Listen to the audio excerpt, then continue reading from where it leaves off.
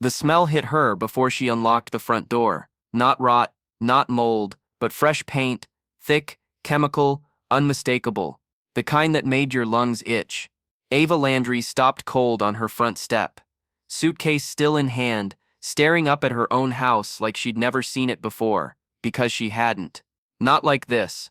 The white trim was now beige, her navy shutters, gone, replaced with a muddy shade of taupe that looked like someone had matched it to a Band-Aid. And the front door, once a bold hunter green, had been painted a muted tan with brushstrokes still visible in the light. She looked left, then right. Every other house on the block looked normal. Only hers had been redone, and no one had called her. No one had asked. No one had permission. Ava walked slowly toward the garage, eyes narrowing. The motion lights kicked on, revealing a slip of paper tucked under the edge of the siding. Not taped, just shoved in there like junk mail. She pulled it out and unfolded it, typed in all caps, no letterhead, notice of corrective action, color palette adjustment required by HOA board decision. Completed 2-6, 2 sentences below. It added, repaint carried out to preserve visual harmony, cost absorbed by HOA. That was it. No warning, no phone call. And the date. 3 days ago, right in the middle of her trip to Chicago for a publishing conference she'd been planning for months. Her neighbor had texted to say the weather was calm, mail was stacked neatly on her porch, and all was quiet. No one said a word about painters, and now her home looked like a beige brick of mediocrity. Inside the house was cold, the windows had been shut, but not sealed. Paint dust lingered on the kitchen counter. One of the painters must have used the outdoor faucet. She could still see water spots on the tile beneath the sink. Ava opened her laptop, hands trembling with a mix of anger and disbelief. The HOA's website hadn't changed. No new notices. No agenda update. The last meeting minutes posted were from 5 weeks ago. She checked her email. Nothing. No correspondence from the board. No approval request. No invoice. Not even a damn courtesy notice.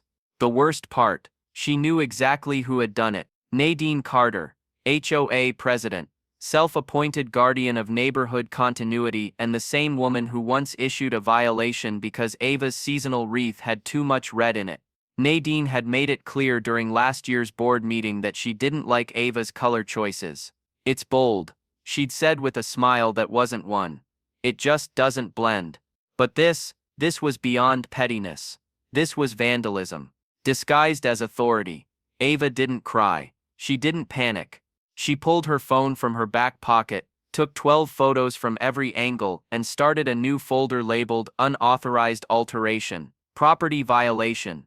She documented everything. The note, the paint lines, the visible brush marks on the door. Then she called her contractor, who had helped her choose the original colors 2 years ago and had filed the approval request himself back then. He still had the receipts, still had the signed HOA approval email. He texted her the PDF within minutes. Stamped, dated, approved. Ava sat at her dining table in silence for a long time. Outside, her house no longer looked like hers. But that wasn't the problem. The problem was the entitlement. The board didn't ask. They acted. And now they were going to learn exactly how expensive it was to make decisions on someone else's behalf. Ava didn't go to the HOA board first. She went to her insurance company, not because she planned to file a claim, but because she wanted the damage documented by a third party. Someone who didn't live on her street. Someone who didn't owe Nadine Carter any favors. The adjuster came the next day, walked the perimeter, took photos, measured paint thickness, logged observations. He noted that the paint had been applied without proper surface prep, that the door was coated in latex over an oil base, that the trim had uneven coverage and visible drips. Honestly, he said, flipping through his notes, it looks rushed. Whoever did this wasn't a pro. Ava smiled politely. They were from the HOA. He blinked. You're kidding. No, and they didn't ask. He didn't laugh, but he did write faster. Next, Ava called the contractor who'd originally painted her house 2 years earlier, Luis Mendoza. He remembered the job, remembered Nadine too. She stood on the sidewalk for 20 minutes watching me paint that door. I thought she was gonna start measuring. she ever say anything about the color? Not to me, but she told my guy that deep green wasn't in the Ridgeview spirit. Louis still had the invoice, still had the email chain that included the board's approval of the color swatches. He sent it all. Stamped, signed, filed. By Thursday, Ava had a digital folder with everything she needed. Photos of the original paint job, screenshots of the HOA's original approval, images of the new paint, including smudges, missed corners, and drips. The unsigned notice left under her siding, a statement from her insurance adjuster, a written estimate from Louis to repaint the house back to its approved color scheme. The cost, $4,625, plus labor, plus cleanup, plus a 3-week delay before he could start. She printed the estimate and clipped it to a manila folder labeled Unauthorized Modifications, Restorative Invoice. She didn't knock on doors, didn't blast the board in the community forum. She knew that people like Nadine didn't panic when you made noise. They panicked when they saw paperwork. On Friday morning, Ava attended the open HOA meeting. It was held in the community center. Folding chairs, warm lemonade, and that same overhead projector that hadn't been replaced since the Bush administration. Nadine was already at the front table, pencil skirt, white blouse. Expression set to benevolent authority. "Let's go ahead and begin," she said, scanning the crowd. Ava didn't interrupt. Not during the landscaping update, not during the reminder about trash bins, not even during the rambling 10-minute speech about spring planting guidelines. But when Nadine asked if there was any new business, Ava stood. "I'd like to speak. It won't take long." Nadine didn't flinch, but her eyes narrowed slightly. "Of course, proceed." Ava walked calmly to the front, set her folder on the table. "On February 6th, while I was out of town, my home was repainted without my consent. The color does not match the approved swatch I submitted 2 years ago, one your board authorized and documented." She opened the folder, held up the photo of the house before, then the one after. Then she laid out the printed approval email. There was no notice, no vote, no violation on file, no hearing. She didn't raise her voice. She didn't need to. "Here is the estimate to return my home to its prior condition. I'm submitting it to the board for reimbursement." Nadine opened her mouth, but nothing came out. Ava looked around the room. Half the people there were nodding. A few looked shocked, but no one looked confused, because they all knew how Nadine operated. They just didn't expect someone to flip the playbook. "I'm not asking," Ava said. "I'm invoicing, and if the board doesn't respond within 10 business days, I'll be forwarding the packet to Small Claims Court and the community newsletter. In that order." Then she turned, walked back to her seat. Nadine didn't say another word for the rest of the meeting. She didn't have to, because the board may have painted Ava's house without permission, but Ava had just painted them into a corner. The email came 3 days later. "Dear Miss Landry, thank you for attending last week's HOA meeting. The board has reviewed your comments and the invoice presented. We appreciate your concern. However, as previously outlined in our seasonal beautification memorandum, the board may take corrective action on exterior violations in accordance with Section 5.7 of the Ridgeview HOA Guidelines." It was signed, Nadine Carter, HOA President. No mention of the fact that Ava's colors had already been approved, no acknowledgement of the lack of notice, and certainly no mention of the $4,625 invoice Ava had dropped on the table like a legal grenade. Just carefully crafted wording designed to imply that Ava had violated rules, without actually saying it. She knew the move. Classic deflection. So Ava did what Nadine never expected. She didn't respond by email. She showed up again.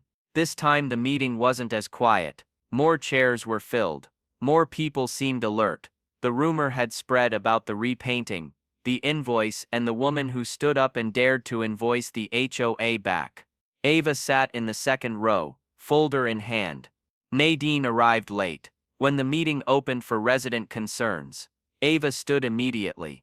"I received the board's response to my invoice," she said. Nadine straightened in her seat. "Yes, thank you for reviewing the beautification policy. I have it printed right here." Ava interrupted. Lifting the document. Section 5.7. That section allows corrective action when a property is in violation of published design standards. She flipped the page. And subsection C requires that a warning and opportunity to correct be issued first. I received neither. Nadine tried to speak. Furthermore, Ava continued, my paint colors were approved 2 years ago by this very board. I've printed the approval email which includes the names of the committee members at the time. I also have the contractor's original swatches and invoice. She laid out the stack like evidence in court. And since the board took it upon themselves to undo that work without consent, I'm giving you one more opportunity to reimburse me for the cost to restore my home to its approved condition. Someone in the back cleared their throat, then stood. It was Harold Brennan, Lot 14, former board member, the kind of guy who kept to himself and rarely said a word. I was on the board when Ava's colors were approved, he said. I remember it because Nadine voted against the green door, but she was outnumbered. The colors passed 3-2. Heads turned toward Nadine. Her jaw clenched, but she stayed quiet. Harold continued. We told her the colors were bold, unique, but they were within palette and passed the review. He turned to Ava. You're right, you didn't violate anything. Another voice spoke up. How many houses has the HOA repainted this year? It was Janice from Lot 9, 2 rows behind Ava. If this was part of a policy, where's the record? Where are the votes? Nadine finally spoke.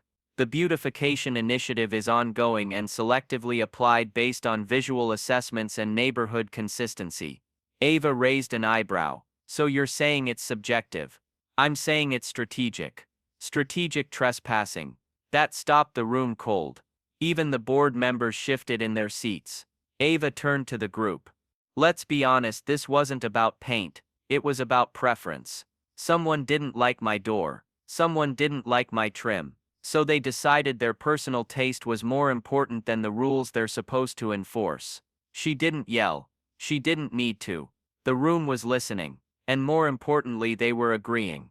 Another board member, Elena Ruiz, treasurer, cleared her throat. Madam President, she said carefully. I'd like to request a vote to open reimbursement review for Miss Landry's case. Nadine looked stunned. That's not on the agenda. It is now. A murmur passed through the crowd. Elena continued. I'd also like to recommend we pause any further exterior modifications until we establish a formal consent protocol. She paused. Because this isn't how things should be done. Someone clapped. Then 2 more. Then half the room. Nadine didn't call for the vote.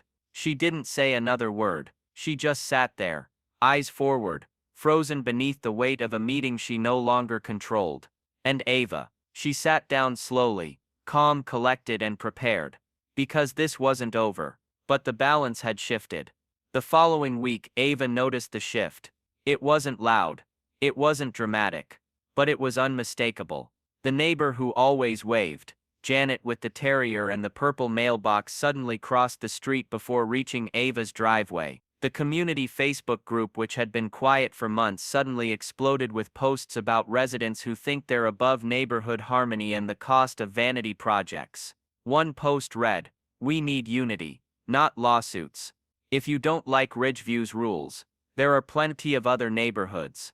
It didn't mention Ava by name, but it didn't need to. Then came the flyers. Folded in half, tucked under doormats, printed in black and white. No official header, no HOA logo, just a message. What happens when one homeowner's ego costs the whole community? Our dues pay for landscaping repairs and maintenance, not for repainting a house because someone didn't like a perfectly fine update. Think about that at the next vote. Some had the word share, written in Sharpie at the top. Others had a QR code that linked to a half-finished Google Doc outlining Ava's demands. It wasn't just misinformation. It was deliberate. And Ava knew exactly who was behind it. She didn't retaliate. She documented. She took photos, screenshots, collected the flyers, and paper-clipped them in a folder labeled Post-Confrontation Smear Attempts, March 14th. She also made a list of every home that got a flyer. 23. Out of 72. Not enough to sway a majority, but enough to make the board nervous, which she suspected was the point. At the next meeting, Nadine opened with a new tone, measured, soft. It's come to our attention that recent conflicts have created division in the community. While we respect every resident's right to voice concerns, we also want to remind everyone that the HOA exists to serve all residents, not individual interests. She looked directly at Ava as she said it. A few people nodded. Others shifted uncomfortably. Then Ava raised her hand. I'd like to formally request an agenda item for the next meeting: community review of discretionary spending policies. Nadine blinked. What exactly would that entail? Review of board-led actions that result in resident expense or modification without formal vote or consent. There was a pause. Then Elena, the board treasurer, spoke. Seconded.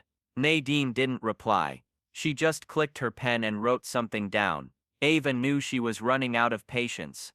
But Nadine, she was running out of room.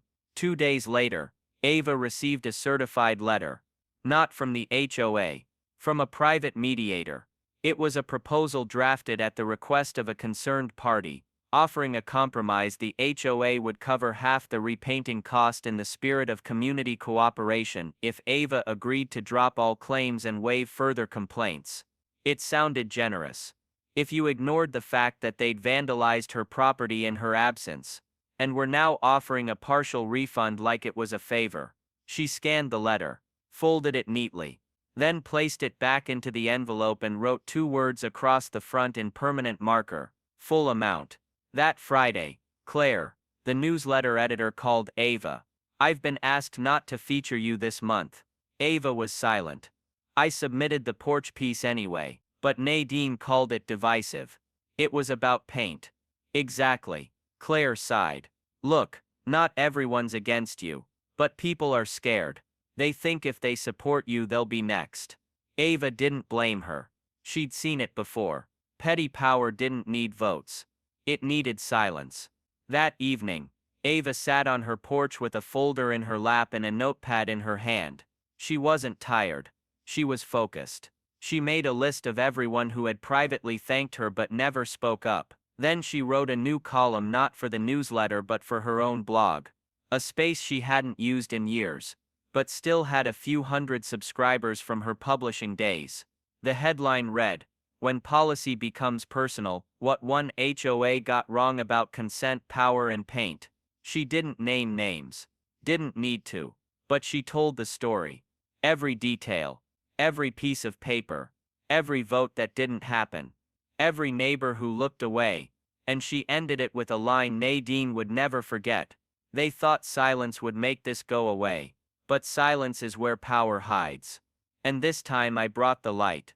By Monday, it had been shared 67 times, and printed copies started showing up on bulletin boards across town. This time, nobody took them down. The next board meeting was different. There were more chairs, a printed stack of agendas at the front table, and something Nadine hadn't planned for: people. Not just the usual retirees and rule keepers, but families, younger couples, residents who never showed up before because they didn't think it mattered. Now they did, and Ava was sitting right there in the front row, calm, collected, document folder tucked neatly beside her purse. Dana, the secretary, opened the meeting.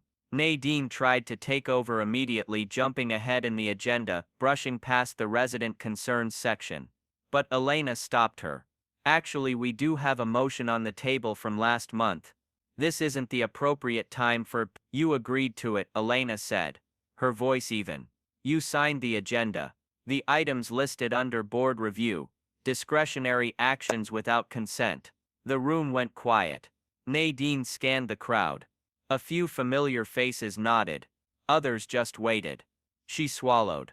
Fine, proceed. Elena read the proposal aloud. It was clear, concise, and brutal in its simplicity. Effective immediately, all board actions involving modification to private property must be preceded by a written vote and resident approval. Violations will require full reimbursement at market value, approved by a third-party assessor. Then she added, we also recommend restitution to any homeowner impacted by a prior unauthorized action. She didn't say Ava's name. She didn't have to.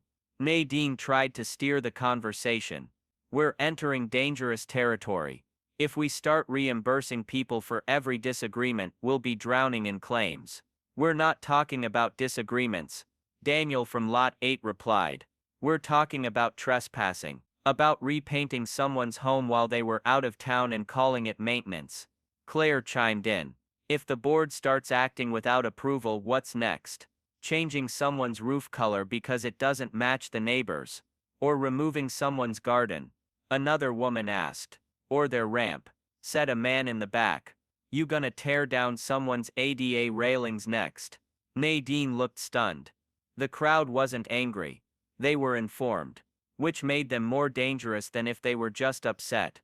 For the first time, it was clear she wasn't just losing the room. She'd already lost it. Elena moved forward with the vote. Of the 5 board members present, 3 raised their hands. 1 abstained. Nadine voted no. The motion passed. Ava didn't cheer. She didn't smile. She just nodded and made a note on her pad. After the meeting, several residents stayed behind. No one left in a rush. They lingered talking, exchanging stories, sharing things they hadn't said aloud in years. One man said his wife had stopped decorating their porch because she was tired of letters. Another admitted he'd mowed his lawn twice a week, not for pride, but to avoid being targeted. People laughed. Quiet, tired laughs. But the kind that came from relief. From realizing they weren't the only ones. 2 days later, Ava received a new envelope from the HOA. It was thinner this time. Inside was a check. Full amount. $4,625. No apology. Just a line in the memo, approved reimbursement, March 27th board vote. She pinned it to her fridge for a full day before depositing it. Not as a trophy, but as a receipt. Proof that some battles are worth fighting quietly, thoroughly, and to the end. Nadine's resignation came by the end of the month. She didn't attend her final meeting, just emailed the board, citing an increasingly toxic environment and lack of shared vision. No one held a farewell.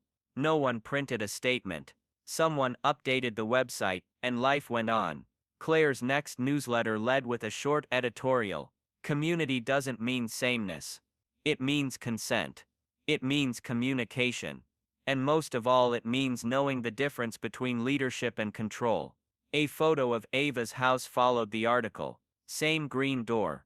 Same navy shutters. Same house.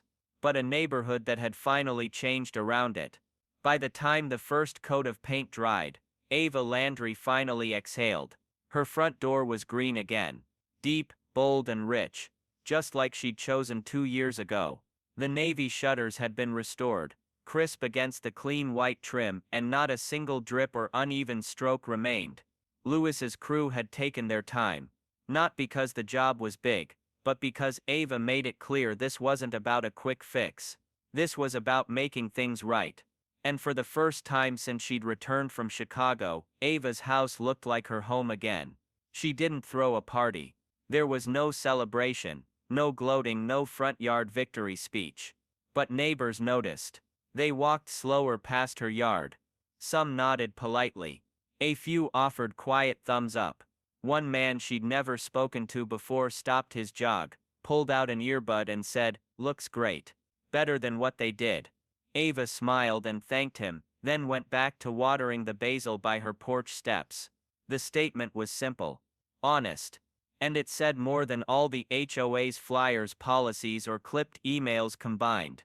Because now people saw what Nadine had done and what Ava had undone. Inside, the check was no longer pinned to the fridge. She deposited it, of course.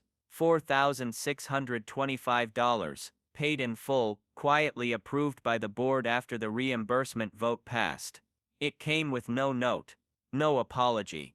Just a bland memo line typed in small print. Per March 27th vote, approved expense. She didn't need their apology. She'd earned something better. Boundaries. And this time they were painted clearly. The board moved forward. Nadine resigned quietly, a week later, citing stress and personal reasons in an email that was never read aloud. Elena took over as interim president. Meetings became shorter, more organized. Residents started showing up with questions that were actually answered. One committee proposed a resident oversight panel. Another began reviewing the outdated design standards the board had been abusing for years. The newsletter even featured a new column, Community Voices, open to any resident who wanted to share an experience, good or bad. Claire reached out and asked Ava to write the first one. She politely declined. Not because she didn't have something to say, but because she already had. Her story had circulated far beyond Ridgeview. A handful of local blogs picked it up, crediting her original article. A nearby neighborhood asked if she'd be open to speaking at their next HOA transparency forum. She said no, because her goal was never attention. It was to draw a line and make sure no one ever crossed it again without permission. Summer came quickly. The planters bloomed. Her porch looked like a magazine cover, clean, colorful, welcoming. A new neighbor moved in across the street and asked if Ava had any advice on dealing with the HOA. She replied with a smile and one sentence: document everything. And stand your ground. Simple, unshaken, true. One evening, Ava sat outside with a book and a glass of iced tea as the sun dipped behind the rooftops. She watched a little girl ride past on her bike, ring the bell and wave. The girl didn't know the story behind the green door. She didn't know how hard someone had fought to choose their own shade of paint. And that was exactly the point.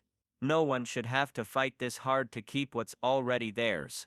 Later, before heading inside, Ava looked at her house one last time under the porch light. It wasn't just a house anymore. It was a message. Ask first. Respect boundaries. Don't confuse silence with weakness. The HOA had tried to erase her choices with a roller and a bucket of paint, but Ava wrote the last word in a language they finally understood: a bill, paid in full.